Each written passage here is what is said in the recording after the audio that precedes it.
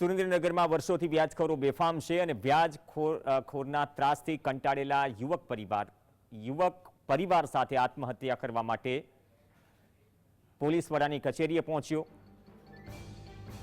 વ્યાજખોરો 40% વ્યાજની વસૂલી કરતા હોવાનો ભોગ બનનાર યુવકે આક્ષેપ કર્યો।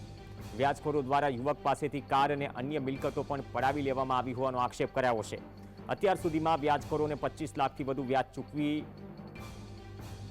આપ્યું હોવાનું રટણ કરતા પણ તે જોવા મળ્યા। આ યુવક તેની પત્ની અને પુત્રી સાથે આત્મહત્યા કરવા પોલીસ વાળાની કચેરીએ પહોંચ્યા હતા।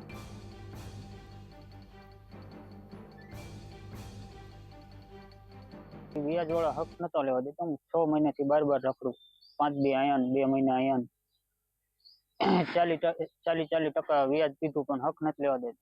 ધમકી મારે, ફોનમાં ગાળું બોલે, આવું બધું કરે। વ્યાજ તો નોખા બધે 5-6 જણા પણ બધા।